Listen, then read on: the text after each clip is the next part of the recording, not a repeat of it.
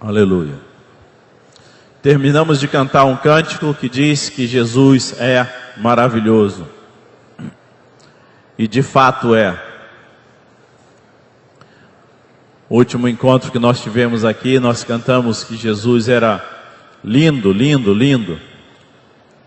E de fato é. Jesus é maravilhoso. Jesus é lindo. Jesus é glorioso. Jesus é majestoso. E certamente vão nos faltar palavras para que a gente possa expressar toda a grandeza do Senhor e quão maravilhoso Ele é. Nós fomos conquistados para esse Jesus. Todos nós. Todos nós, um dia ficamos encantados com esse Jesus. E uma vez que nós fomos encantados com esse Jesus, os que estão aqui perseveram, é claro, nunca mais conseguimos largar esse Jesus.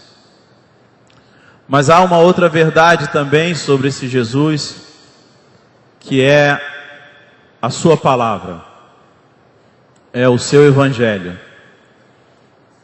Não fomos conquistados apenas para a grandiosidade e salvação e senhorio de Jesus Cristo, mas nós fomos conquistados também pelo evangelho de Jesus. O evangelho de Jesus também nos encanta, porque a palavra do Senhor nos diz que a palavra de Deus é como mel nos nossos lábios. Ela é doce, ela é agradável.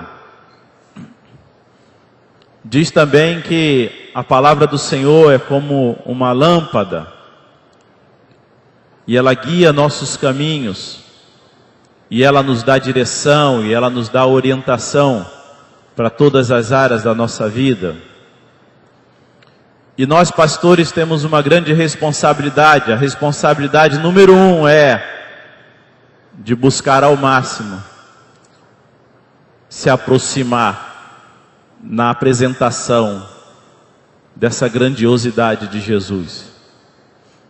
E de antemão já quero dizer para vocês o quão pequenos nós somos para expressar essa tão gloriosa pessoa de inesgotável graça e poder. E da mesma forma também precisamos de graça para apresentar a doutrina do Senhor, para apresentar o evangelho do reino, aquilo pelo qual também fomos conquistados, porque o evangelho do reino colocou a nossa vida no lugar, colocou a nossa vida no prumo, nos deu direção, nos deu orientação, e através dessa doutrina nós podemos receber todas as orientações que nós precisamos para agradar ao Senhor. E hoje nós queremos então repetir um pouco mais para os irmãos sobre alguns aspectos deste evangelho que também nos conquistou. Alguns textos aí que talvez tenha algum tempo que a gente não passe por eles. E eu quero começar lendo esses textos com vocês. Mateus 10:34.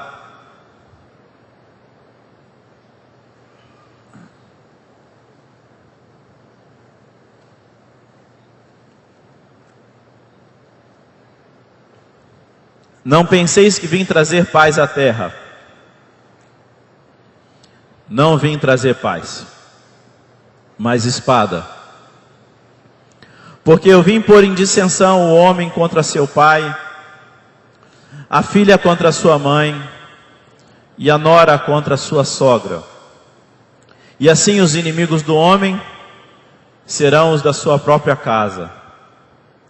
E quem ama o pai ou a mãe mais do que a mim, não é digno de mim. E quem ama o filho ou a filha mais do que a mim, não é digno de mim. E quem não toma a sua cruz e não segue após mim, não é digno de mim. E quem achar a sua vida, perdê-la-á. E quem perder a sua vida por amor de mim, achá-la-á. Pergunta que temos que nos fazer de todo o nosso coração é: quem nós amamos mais nesta vida? Amamos mais nossa mamãe, amamos mais nosso papai, amamos mais nossos filhos? Quem de fato nós amamos mais? De fato e de verdade nós amamos mais o Senhor? O dia que tivermos que literalmente fazer uma escolha entre Jesus ou o ente querido, do lado de quem nós ficaremos? Lucas 9:57, um outro texto.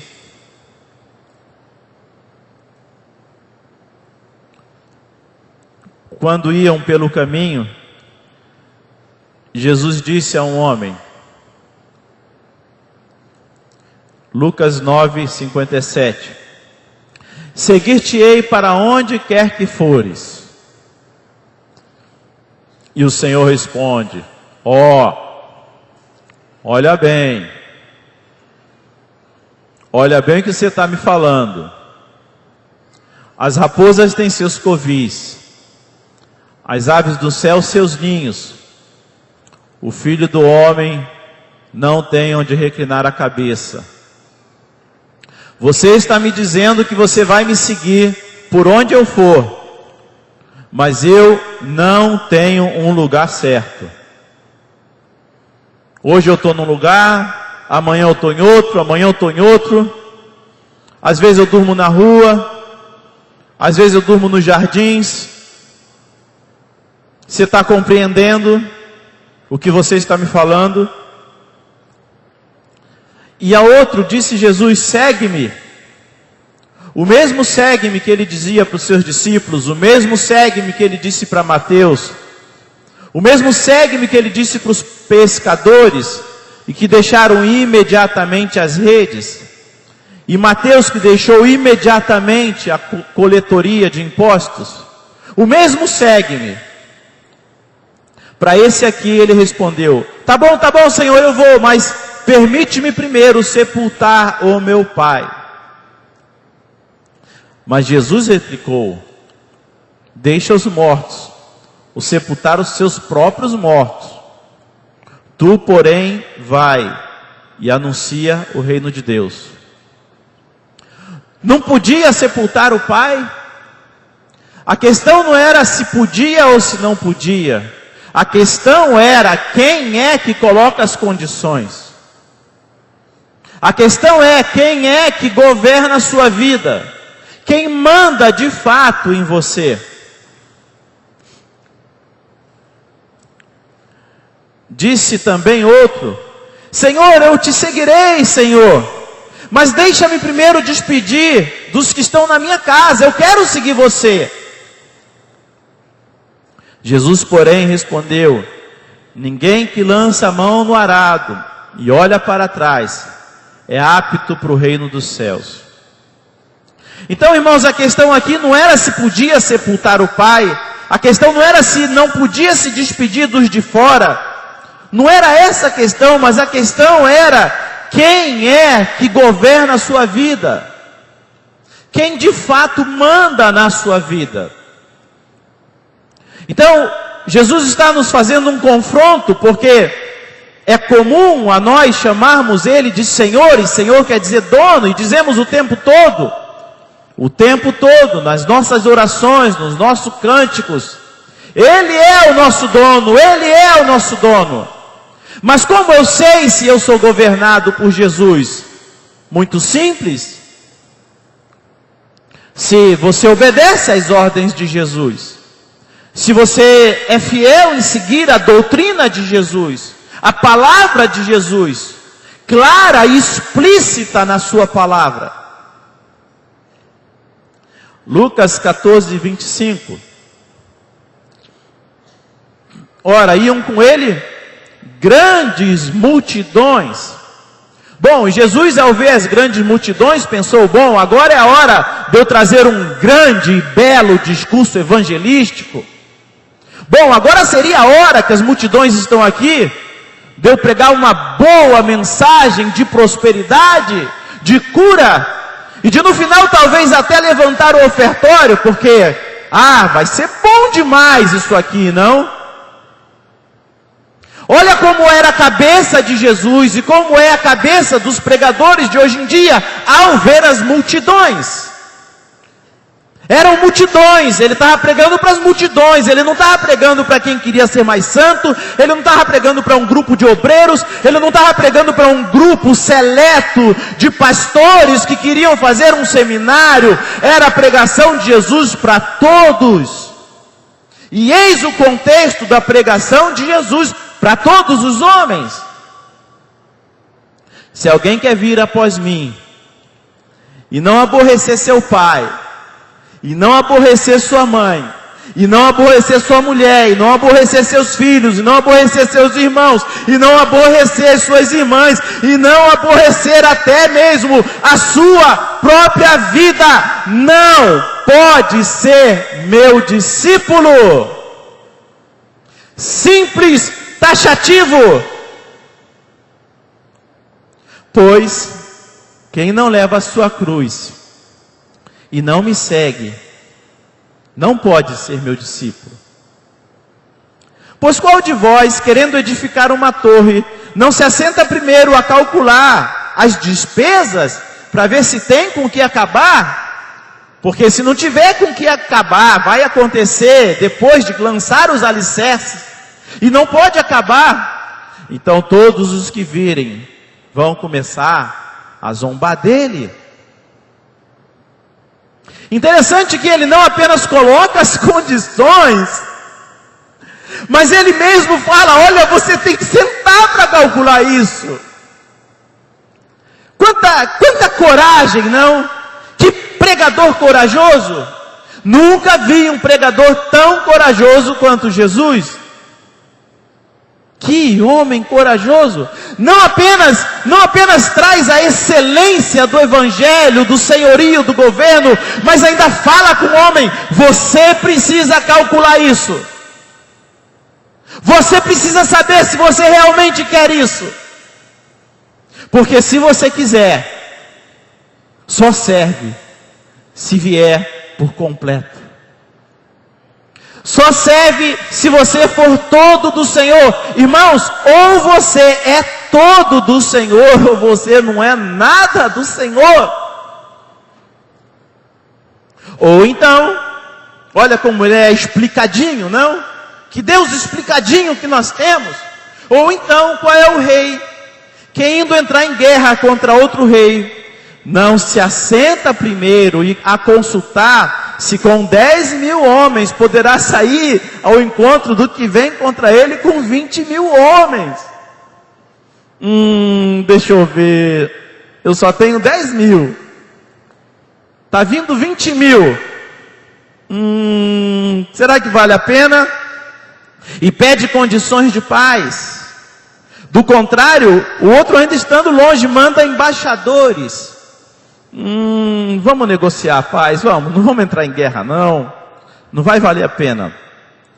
Assim, pois, todo aquele dentre vós que não renuncia a tudo quanto possui, não pode ser meu discípulo.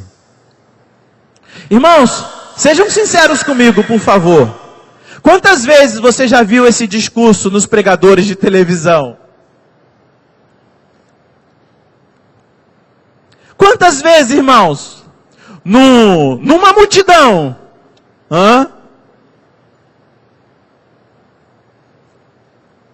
Por isso que eu sou encantado por esse Jesus. Isso me encanta em Jesus. Porque Ele e somente Ele sabe o que Ele te dá. E Ele sabe qual é o tamanho do preço daquilo que Ele está te dando. Então fica muito claro no Evangelho de Jesus, que ou você é totalmente dele, ou você não é. E nós temos que nesses dias continuar avaliando o nosso coração. Nós temos que continuar pensando nessas coisas. E nos avaliando. E perguntando para o Senhor, quanto de nós é de fato do Senhor? Eu quero abordar algo que eu acho muito curioso, que me encanta na palavra de Deus, que são os evangelhos sinópticos. Evangelhos sinópticos são os evangelhos similares.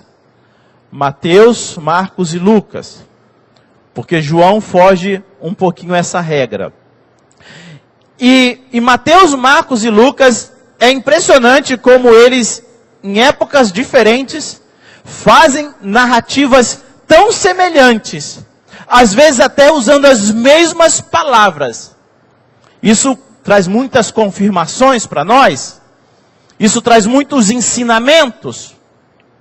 Um deles, por exemplo, é como Jesus repetia.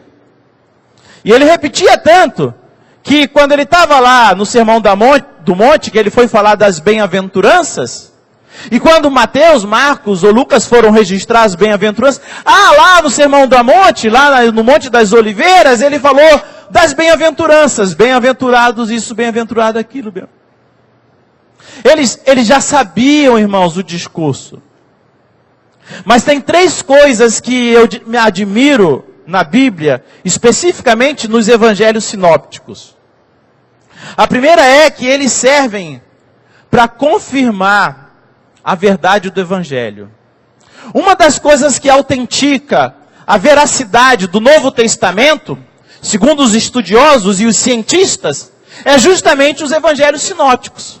Pois como poderia homens diferentes, em épocas diferentes, escreverem as narrativas tão semelhantes? A outra coisa é que os evangelhos sinópticos, eles completam as narrativas. Porque de vez em quando você olha as bem-aventuranças aqui, as bem-aventuranças aqui, as bem-aventuranças aqui. Ou uma cura, ou uma pregação, e quando você vai observar a mesma pregação nos lugares diferentes, sempre tem às vezes um detalhezinho lá. É como se tivesse acontecido um grande acidente aqui no meio dessa bola, e tivéssemos 4 cantos. E agora eu vou pedir para uma das pessoas narrar o que ela viu. Eles vão estar narrando o mesmo fato, mas um vai narrar por um ângulo que o outro não observou. Isso é mais uma das coisas complexas e maravilhosas que Deus deixou registrado para nós nos evangelhos.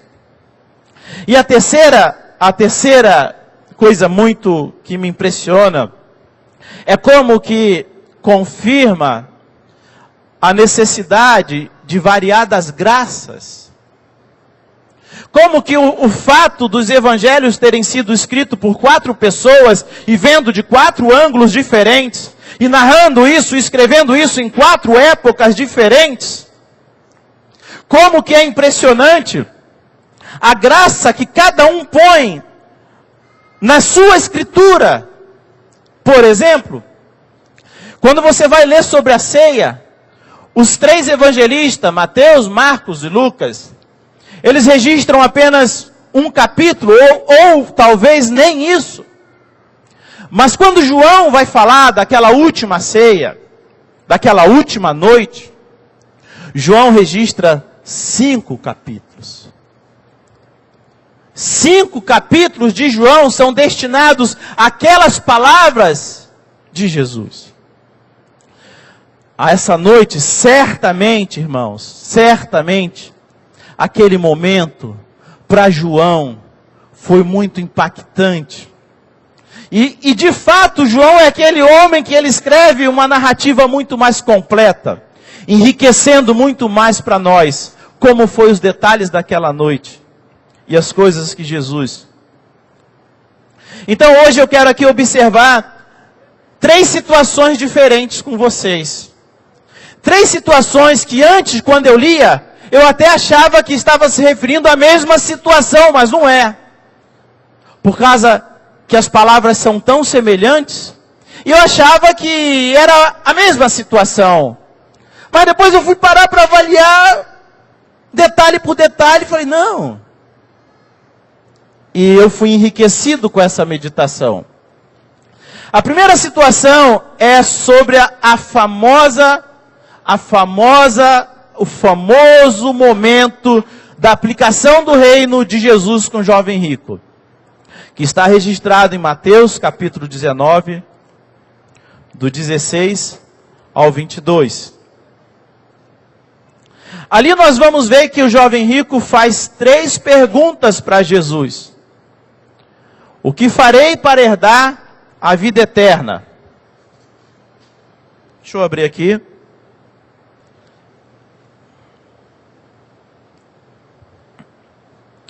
O que eu devo fazer para alcançar a vida eterna? Se queres entrar na vida, guarda os mandamentos de Jesus. E ele perguntam, sim, mas quais? Não matarás, não adulterarás, não furtarás, não dirás falso testemunho. Honra teu pai e tua mãe, e amarás o teu próximo como a ti mesmo. Replicou-lhe o jovem, beleza, tudo isso tenho observado. O que me falta ainda? Disse-lhe Jesus, se queres ser perfeito, vai, vende os teus bens, dá aos pobres e terás um tesouro no céu. Depois vem e segue-me. Tendo, porém, o jovem ouvido esta palavra, retirou-se triste, por ser dono de muitas propriedades. Isso é o que está registrado em Mateus capítulo 19. Em Mateus capítulo 19 nós descobrimos então que esse jovem era rico, que ele tinha muitas propriedades, mas que ele tinha o coração preso às riquezas. Por outro lado, nós vemos uma certa coragem na vida dele. Qual coragem teve o jovem rico? De perguntar ao Senhor, o que me falta ainda? Agora, quando você vai para o relato de Marcos, capítulo 10, você observa outros detalhes importantes. O detalhe importante é que Marcos 10, 17 diz lá que correu para ele um homem. Mateus não falou que esse jovem correu. Marcos achou importante registrar que esse homem corre e que esse homem se ajoelha diante de Jesus. E aí ele pergunta, tem um detalhezinho aqui, não? Sim, mas um detalhe importante. O detalhe importante é que mostra a intensidade e o desejo e a sinceridade desse homem. O ato de se ajoelhar era um ato que você fazia apenas para quando você reconhecia autoridade e governo na vida de alguém.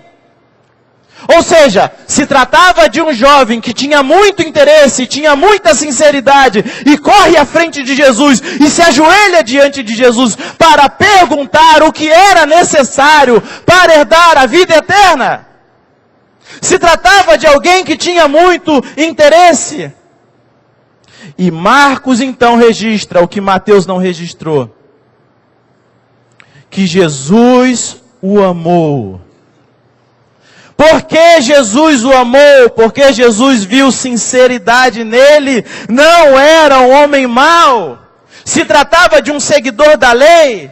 Mas aqui também nós temos um outro aprendizado importantíssimo para as nossas vidas, que sinceridade apenas não te levará para o reino dos céus. Ele era seguidor da lei, ele era um jovem interessado, ele tinha muita sinceridade. Mas quando ele pergunta, e louvemos a esse jovem pela coragem que ele teve, o que me falta ainda? Você precisa abandonar suas riquezas, porque você é preso a elas. Quem sabe, irmãos, este jovem se converteu mais tarde, não? Porque às vezes eu penso que tem muitas situações na Bíblia, de que pessoas que tiveram contato com Jesus, mais tarde podem ter se convertido. O outro texto correlato a esse é Lucas 18. Mas não precisa a gente passar por ele. Agora tem uma outra situação, muito parecida com essa, em que Jesus responde a mesma coisa, mas com uma aplicação diferente. É do escriba, que está lá em Lucas, capítulo 25. Lucas 10, aliás, desculpa.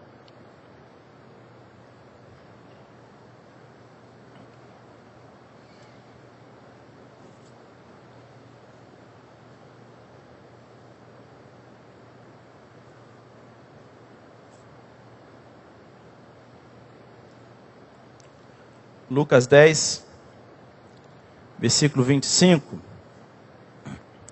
E eis que certo homem, intérprete da lei, se levantou com o intuito de pôr Jesus à prova. Bom, aqui ele já não estava com a sinceridade do jovem rico, não? Aqui ele já estava com outra motivação de colocar Jesus à prova, mas ele faz a mesma pergunta: Mestre, que farei para herdar a vida eterna? E então Jesus lhe faz perguntas. O que está escrito? Como é que você interpreta? E a isso ele respondeu: amarás o Senhor teu Deus de todo o teu coração, de toda a tua alma, de toda a tua força, de todo o teu entendimento, e amarás o teu próximo como a ti mesmo. Então Jesus lhe diz: respondestes corretamente, faze isto e viverás. Mas ele, porém, querendo justificar-se, perguntou: quem é o meu próximo? Olha que maravilha dos evangelhos sinópticos. Apenas Lucas registra a parábola do bom samaritano. E a parábola do bom samaritano veio por causa de um escriba, que faz uma pergunta. A pergunta é: quem é o meu próximo? Porque ele queria arrumar algo para se escapar.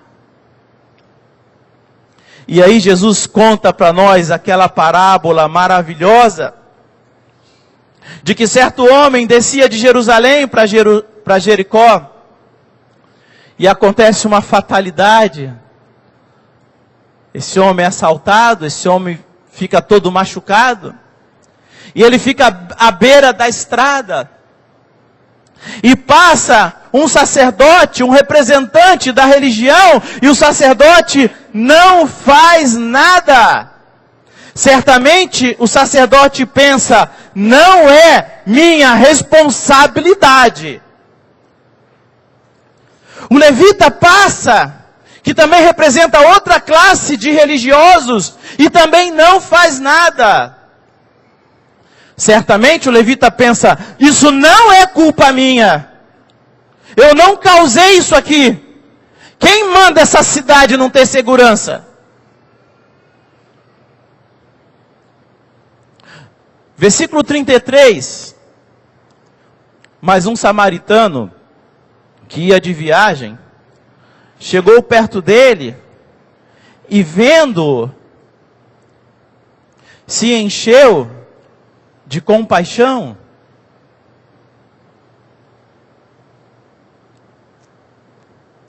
E aproximando-se, atou-lhe as feridas, e deitando nelas azeite e vinho, e pondo-o sobre a sua cavalgadura. Levou-o para uma estalagem e cuidou dele.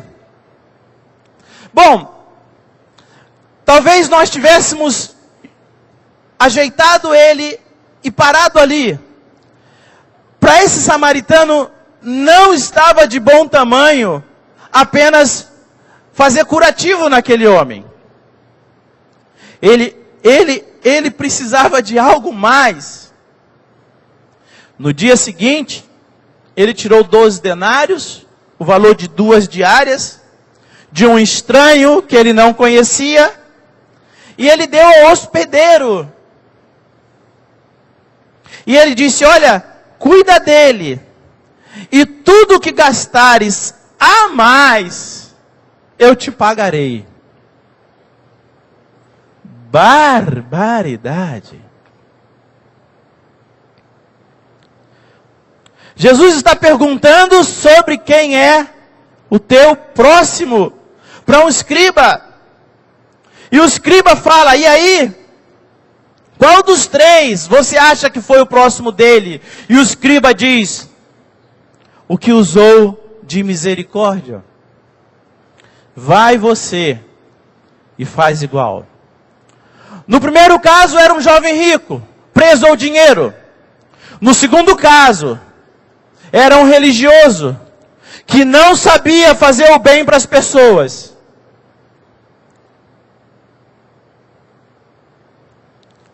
E tem ainda uma outra situação. A terceira. Após uma discussão sobre a ressurreição dos mortos, um outro escriba, numa outra situação, pergunta para Jesus: Jesus, qual é o grande mandamento?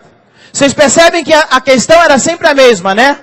Qual é o grande mandamento? Qual é o grande mandamento? O que eu tenho que fazer para herdar a vida eterna? E a resposta era sempre a mesma, vocês estão vendo, né? Amar a Deus de todo o coração, parará, parará, parará, e ao próximo como a si mesmo. Mas com aplicações diferentes.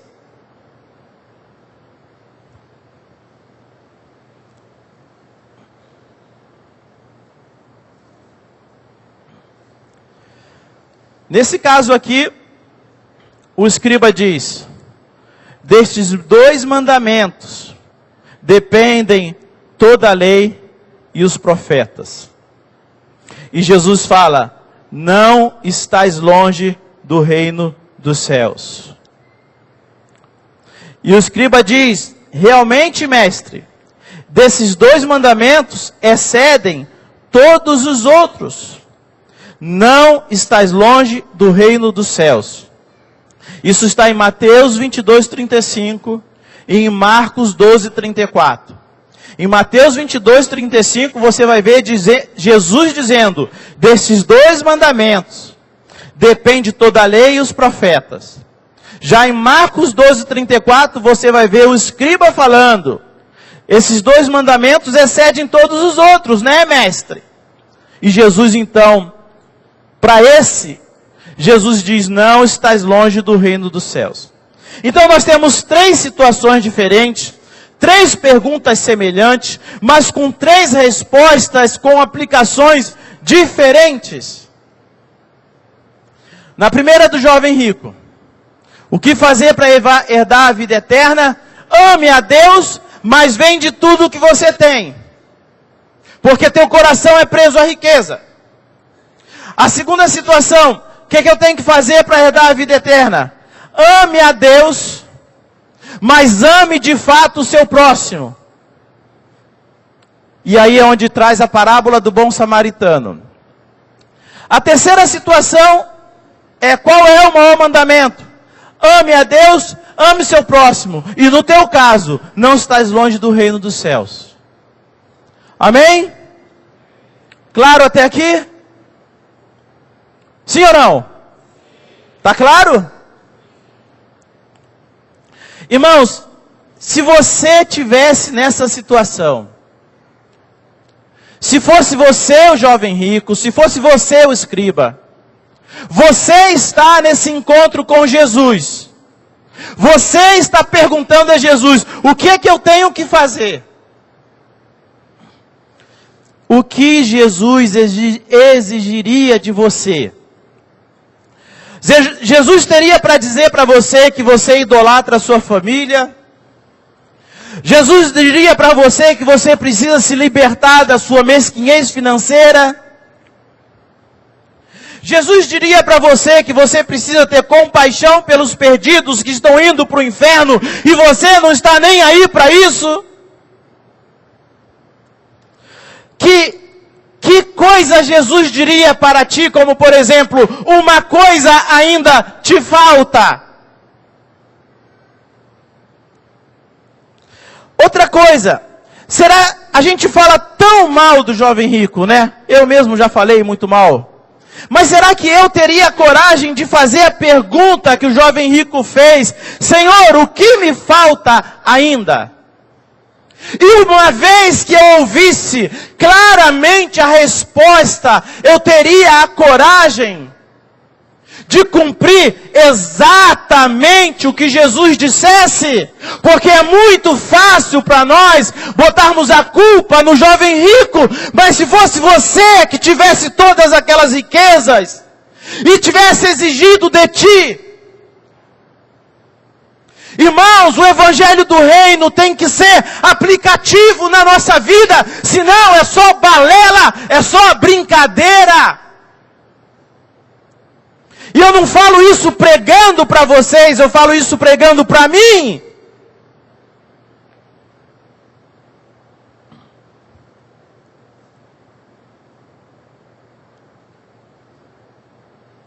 Teríamos a coragem de abrir mão de todo o nosso conforto, de toda a nossa riqueza, para seguir Jesus em lugares que Ele não tivesse morada?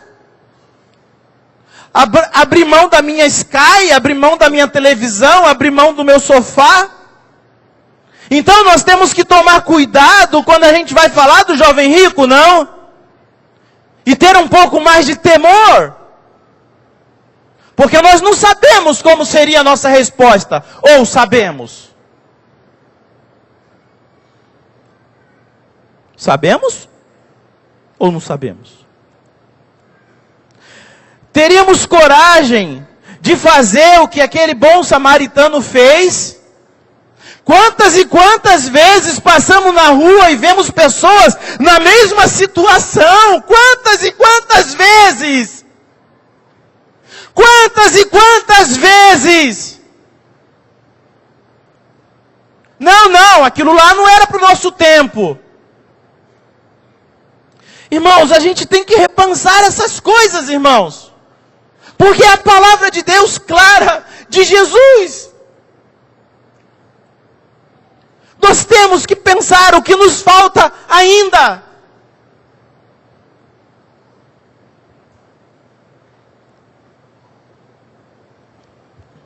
Irmãos, o que eu estou observando ao ler esses textos, e pegando Deuteronômio 6, quero ler com vocês Deuteronômio, capítulo 6, versículo 1.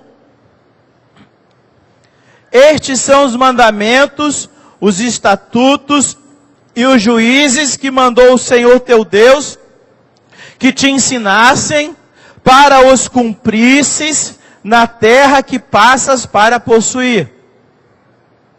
Para que temas ao Senhor teu Deus, para que guarde todos os seus estatutos, os seus mandamentos, que eu te ordeno, Deuteronômio 6, 2 agora, e o teu filho, e o filho do teu filho, e todos os dias da tua vida, e que teus dias sejam prolongados. Ouve, ó Israel, e atenta em cumprires, para que bem te suceda e muito te multipliques. Ouve, ó Israel, o Senhor teu Deus é o único Senhor, o Senhor teu Deus é o único Senhor. Amarás o Senhor teu Deus de todo o teu coração. Amarás o Senhor teu Deus de todo o teu coração. Amarás o Senhor teu Deus de toda a tua alma. Amarás o Senhor teu Deus de toda a tua força. Essas palavras que hoje te ordeno estarão no teu coração. Irmãos, O que Jesus está pregando na nova aliança já era a vontade do Senhor desde o início. Desde o início, a vontade do Pai é que você seja totalmente do Senhor. Eu não me sinto coagido, eu não me sinto forçado por saber que eu tenho um Deus que quer ter um relacionamento intenso e quer que eu o ame desta forma. Eu me sinto lisonjeado, eu me sinto enaltecido em saber que eu tenho um Deus que tem a iniciativa de um relacionamento comigo. Porque seria a criatura que deveria buscar ter um Deus só para si próprio. A busca deveria ser ao contrário. Eu que deveria ter um Deus, ó Deus, seja apenas o meu Deus. Ó Deus, seja apenas meu. Não, é o contrário. É Deus que vem atrás de você e fala, eu quero que você seja apenas meu. Todos os outros deuses da face da terra permitem te dividir com qualquer outra coisa.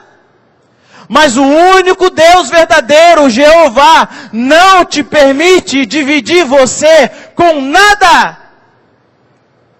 Isso não me deixa coagido, mas isso me deixa lisonjeado, enaltecido, de eu saber que tem um Deus que quer que eu o ame de todo o meu coração.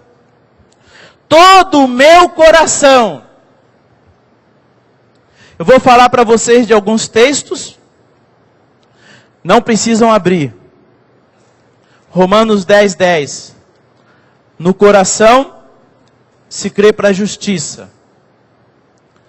Os discípulos no caminho de Emaús em Lucas diziam, não nos ardia o coração quando conversávamos com aquele homem. Provérbios 4:23. Sobre tudo que se deve guardar, guarda o teu coração, porque dele procedem as fontes, as decisões da vida. Mateus 15:18.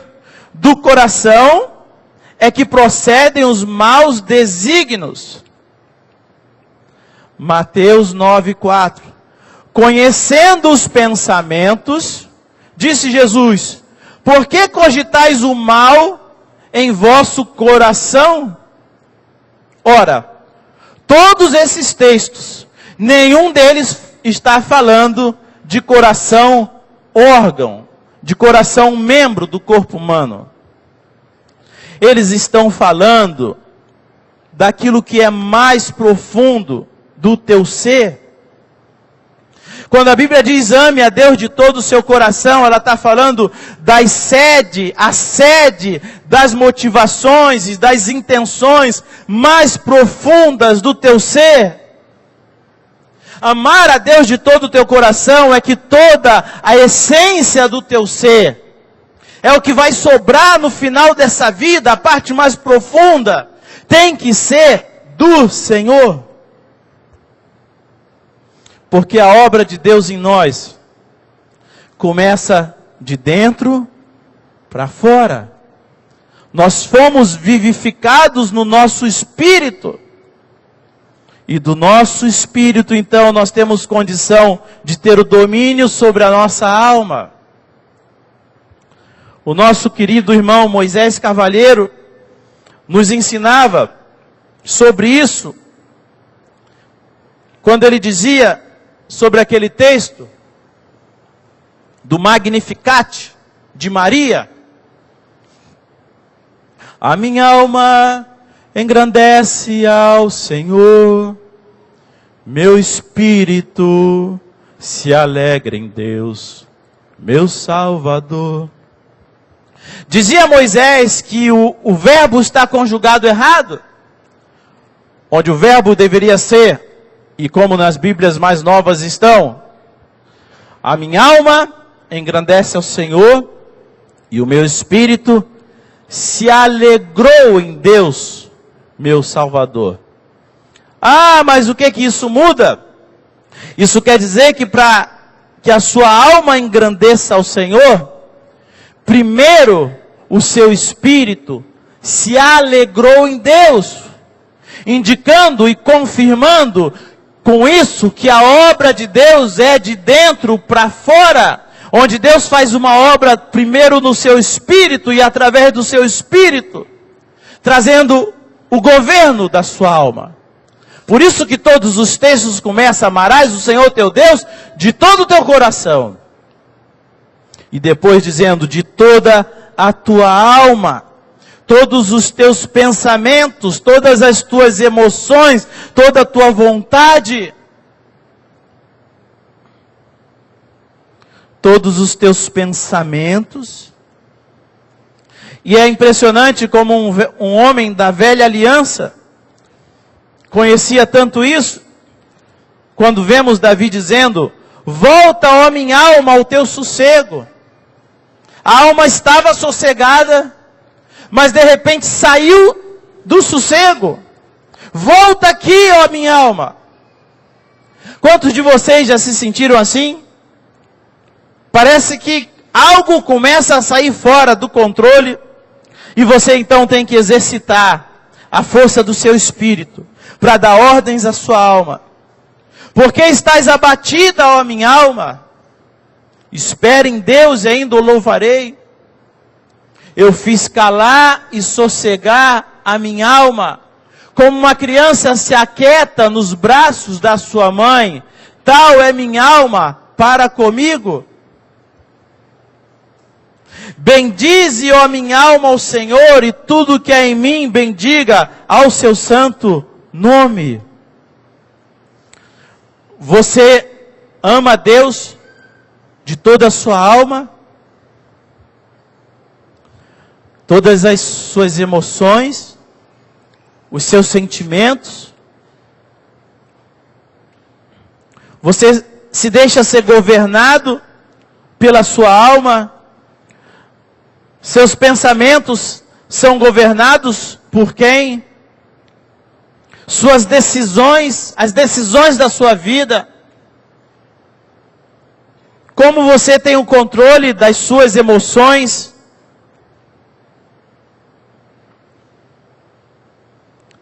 O Senhor fala para o jovem rico, o Senhor fala para o escriba, que tem que amá-lo com todas as tuas forças, as suas energias, o seu vigor, o seu corpo, as suas forças para trabalhar, para evangelizar,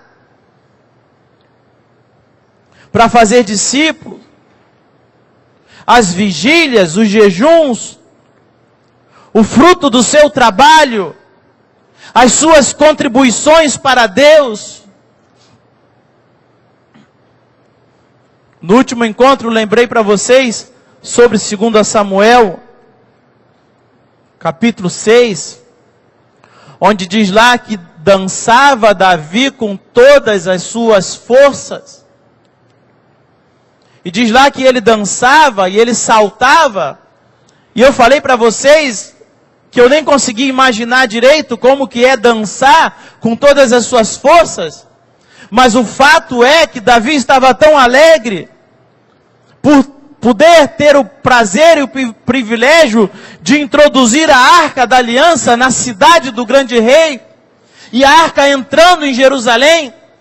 Me parece que Davi estava tendo uma visão profética de também Jesus entrando em Jerusalém, e de todo o alvoroço que estava tendo na cidade. E enquanto Davi dançava com todas as suas forças, Mical, quando ele chega no particular, ela diz: que belo papelão fez o rei hoje. Dançava Davi com todas as suas forças diante do Senhor. Estava cingido de uma estola sacerdotal de linho. Assim Davi com todo Israel fez subir a arca do Senhor com júbilo e ao som de trombetas.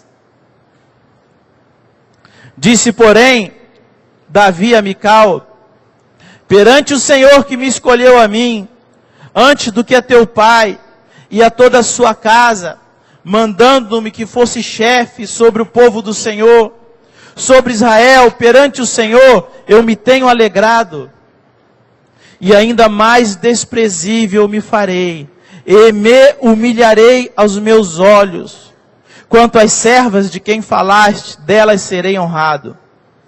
Mical, filha de Saul, não teve filhos, até o dia da sua morte. Você ama o Senhor com todas as suas forças? Você ama o Senhor com todas as suas energias? Você ama o Senhor com toda a sua juventude? Sou muito grato a Deus, irmãos, por poder ter entregado para o Senhor a força da minha juventude. Que maravilha! Que maravilha poder olhar para trás e ver que as minhas energias foram depositadas para o Senhor. E o meu corpo serviu para a glória de Deus.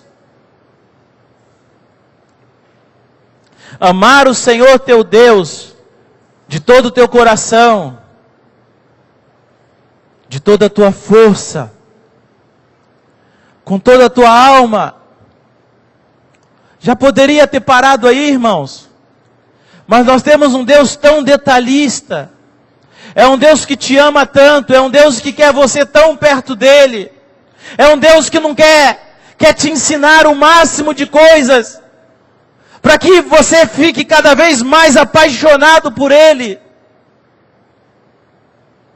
Ele faz de tudo para não deixar passar nada, para que a sua fé seja uma fé sadia, e que você seja apaixonado por ele.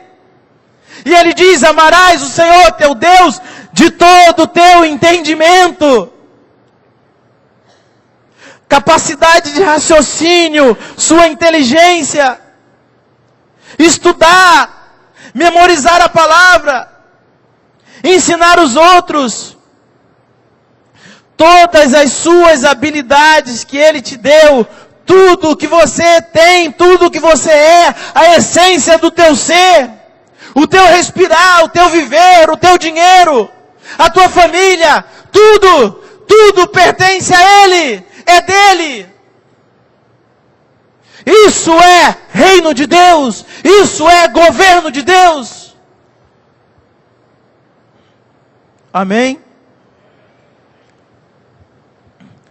Me veio à mente nessa ilustração de um avião que cai num milharal. E você é o piloto desse avião. Está só você nele, fica tranquilo. Você caiu. Você está morrendo.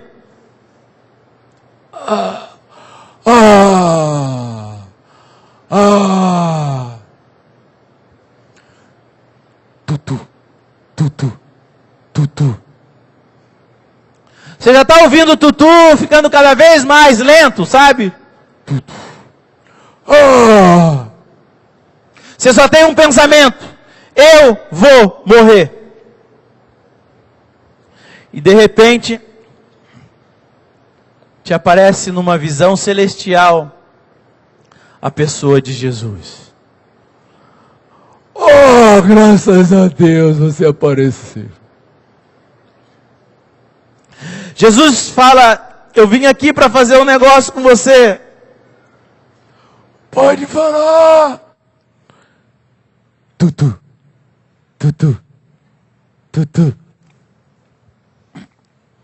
Você está vendo que você vai morrer, né? Sim. Quero fazer um negócio contigo. Eu vou te dar mais uns anos de vida, para você poder me conhecer, para você falar de mim para as pessoas, para você poder viver com sua família. Vou até te abençoar em algumas coisas, mas com uma condição: a partir de hoje, você é totalmente meu. Oh! Negócio fechado! Todos nós tomamos essa decisão, irmãos. Todos nós. O que você tem, irmãos, já está no lucro. Você já está no lucro. Ele não está exigindo nada além daquilo que já é dele. Você entende? Sim ou não? Vocês estão muito quietinhos, irmãos. Vocês não estão entendendo, eu não estou me expressando bem. Por que vocês estão quietinhos assim? Hã? Tá muito silencioso esse negócio, gente. Hã? Temor? Temor. Quero encerrar dizendo para vocês que nós temos um Deus pessoal. O Deus pessoal do jovem rico, o Deus pessoal do escriba número 1, do escriba número 2, o Deus pessoal do Júnior, o Deus pessoal do Elinho, o Deus pessoal do Edmar, o Deus pessoal do Venâncio, o Deus pessoal do Nicolau. É um Deus pessoal, irmãos. É um Deus que sabe exatamente onde tem que tocar, onde tem que falar, onde tem que tratar na vida de cada um. Quando Davi, esse homem, segundo o coração de Deus, que dançava com todas as forças diante do Senhor, e quando ele cai naquele pecado terrível de adultério, de assassinato, de mentira, o homem do qual Deus dá o testemunho, um homem segundo o meu coração. E quando Davi faz essa loucura, o profeta Natã vem confrontá-lo. E quando Natã vem confrontá-lo, aí nós vemos ali a pessoalidade de Deus com Davi. E Deus diz: Davi, como você faz isso comigo? Davi, eu te ungi rei sobre Israel. Davi, eu te livrei das mãos de Saul. Davi, eu te dei toda a casa do teu Senhor. Davi, eu te dei as mulheres do teu Senhor em teus braços. Davi, eu também te dei toda a casa de Israel e de Judá. E se isto fora pouco, se você ainda achasse que isso foi pouco, Davi, eu teria te dado tais e tais, e acrescentado tais e tais coisas. Um Deus pessoal, irmãos. E o Senhor fala isso para todos nós. Todos nós temos acesso a esse Deus pessoal, onde Ele te enche de benefícios e graça sobre graça, de todas as formas, de todos os lados. Como não me entregar a um Deus assim? Como não me entregar de todo o coração, de toda a minha alma, de toda a minha força, com todo o meu entendimento? Como não? Essa é a vontade do Senhor para as nossas vidas. Amém? Bendito seja teu nome, Senhor. Tu continuas sendo lindo, Senhor. Tu continuas sendo maravilhoso, Pai. Todo louvor e toda glória seja para Ti, Senhor. Senhor, o que me falta ainda, Senhor? O que me falta ainda, Senhor? Me ajuda, Senhor, a Te amar de todo o meu coração, Senhor. Me ajuda a te amar de toda a minha alma, Senhor. Com todos os meus pensamentos, Pai, meus pensamentos para o Senhor. Todos os meus sentimentos, Pai, sujeitos ao governo do Teu Espírito, Senhor. Todas as minhas reações, todas as minhas motivações, Senhor. Senhor, como isso é grande, Senhor. Me ajuda a te amar com todas as minhas forças, Pai. Toda a minha saúde, Senhor, todo o meu corpo, Senhor. Toda a minha expressão, toda a minha espontaneidade, Senhor. Me ajuda, Senhor, a te amar com toda a minha inteligência, Pai. Com todo o meu entendimento, com toda a capacidade que o Senhor me deu, Pai. Me ajuda a te amar com todos os meus dons, todos os meus talentos, Senhor. Me ajuda, Senhor, a te amar com tudo aquilo que eu sou, com tudo aquilo que eu tenho, com toda a essência do meu ser.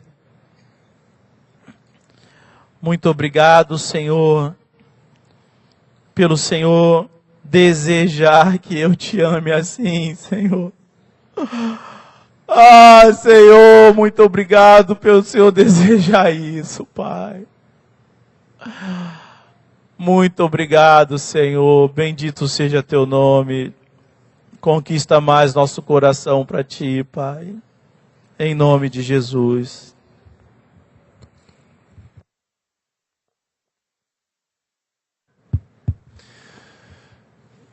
Queria de todo o coração agradecer a Júnior por nos compartilhar essa palavra.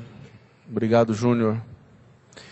Palavra abençoada, palavra do céu para nós, palavra santa. Acho que vale a pena grifarmos coisas importantíssimas que nos foram comunicadas. O mesmo Jesus que esteve respondendo perguntas naquela época bíblica que Júnior nos relata, ele está aqui entre nós nessa noite. E me parece que havia algo muito comum. As pessoas iam até Jesus. E isso é justo, porque Jesus já veio até nós. Então, cumpre a nós demonstrarmos interesse nele. Jesus veio para os que têm fome e sede dele.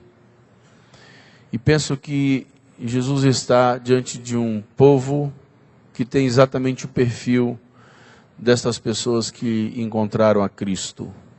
Pessoas que têm fome e sede do Senhor. Mas eu penso que é necessário pararmos para pensar, de fato, se nos tem faltado ou não essa devida coragem. O que nos falta, Senhor? O que ainda me falta? Quais são de fato as coisas que o Senhor pede? Querido Júnior passou por textos fundamentais na nossa fé. Júnior falou sobre calcular preço. Júnior nos deu uma ilustração de um avião caído, que era a nossa vida. Nos deu uma ilustração de alguém em estado de morte, de miséria, e que tinha que fazer negócio com Jesus, porque o reino dos céus é um negócio. É você fazer negócio com Cristo, entregar uma vida que não vale nada para receber a vida de Cristo, mas você tem que decidir entregar a tua vida que não vale nada. E se você já foi batizado em Cristo, você já passou por essa história que o Júnior nos fez revisões profundas hoje. Qual que é a grande diferença desses 3 exemplos dados para você e para mim hoje? Porque um dia Antes de ser batizado em Cristo, eu já dei a resposta. Eu disse ao Senhor que eu aceitaria renunciar tudo quanto eu possuía. Sabe qual o problema do Edmar de 17 anos para o Edmar de 48? É que com 17 anos eu tinha uma calça jeans e 2 camisetas brancas para usar. Mas naquele dia estava incluída não apenas a riqueza do momento, mas estava incluída todas as riquezas possíveis de serem alcançadas ao longo da minha vida. Significa que, do ponto de vista prático, eu continuo tendo que renunciar a tudo quanto possuo. Às vezes, há uma diferença entre o dia em que eu decidi fazer e o dia que Jesus exigiu que eu fizesse. Porque uma situação tem a ver com o momento que eu estou vivendo e a outra tem a ver com a possibilidade de eu não aceitar a renunciar a tudo quanto eu tenho. Aqui tem muita gente com capacete branco, outros sem capacete. Que a vida mudou bastante ao longo. Você melhorou tua condição financeira, por exemplo? Muito diferente de quando você se converteu. Eu não tinha uma bicicleta para andar, mas estava incluso no pacote eu renunciar a cada carro que eu pudesse possuir na minha vida, ainda que eu não tivesse uma chave de um carro para funcionar. A vida passou e o carro chegou. Você continua renunciando tudo quanto você tem?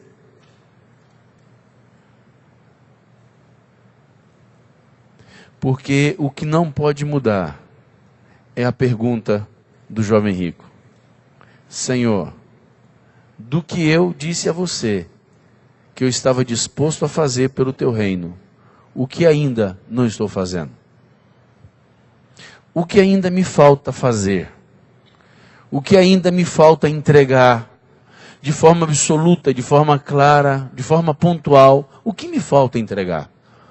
O que de fato, Senhor, nesse projeto eterno, de vida eterna, o que me falta colocar aos teus pés? Estamos sendo claro com vocês. O Evangelho do Reino produz ovelhas obedientes ao bom pastor Jesus. E o bom pastor Jesus esteve aqui entre nós nessa noite, nos lembrando dos seus santos e poderosos sermões, que produzia vida eterna nas pessoas. E nos sermões dele, ele aplicou cada detalhe do reino dele. O jovem rico foi amado, mas Jesus não deixou de aplicar o reino dele na vida do jovem rico. Quero unir meu coração do Júnior, de que a boa semente foi lançada ao coração daquele moço, e a vida lhe proporcionou a possibilidade do arrependimento. Mas naquele momento ele amou mais o dinheiro. A pergunta é, o que você tem amado mais hoje? Dentro da sua realidade de vida. O que está te impedindo de prosseguir no reino de Deus, de se tornar mais semelhante a Jesus, de ver o bom perfume do Cordeiro ser exalado através da sua vida, do seu caráter, da sua família, dos teus negócios? Porque o Cordeiro continua aqui entre nós, não abaixou as suas exigências, o padrão do reino dele não foi abaixado, ele não diminuiu as suas exigências, e ele continua buscando quem quer o amar de todo o seu coração. Que essas palavras não caiam em outro lugar, a não ser na boa terra do nosso coração nessa noite. No nome santo de Jesus, que o seu e o meu coração seja essa boa terra, e essas perguntas nos sejam feitas de forma clara, audível, e que nossas respostas sejam positivas para Deus governar nossa vida, e assim herdarmos vida eterna. Amém, irmãos? Amém mesmo? eu quero pedir para que você ore com seus irmãos. Vamos nos levantar um pouco. Ou você pode sentado fazer rodinha de oração. Foram coisas tão profundas que o Senhor nos disse essa noite. E eu gostaria de terminar esse encontro assim, nessa oração, orando para que Deus não tivesse de nós outra resposta, obtivesse de nós outra resposta a não ser sim, Senhor. Eu aceito o preço, Senhor. Eu continuo renunciando tudo, Senhor. Eu continuo perdendo minha vida em função do Teu reino. Eu continuo, Senhor, calculando o preço e dizendo sim para o preço que o Senhor me pede. Porque Lucas cita tomar a cruz todos os dias para seguir a Jesus. E hoje é dia de tomar a cruz. Hoje é dia de renunciar tudo quanto possuímos. Hoje é dia de perder nossa vida em função do reino e governo de Deus de nossa vida. Amém? Vamos fazer rodas de oração e reafirmar nosso compromisso, a nossa decisão do senhorio de Cristo sobre nossa vida, de sermos luz onde andarmos, de sermos sal por onde passarmos, para o louvor da glória do Senhor.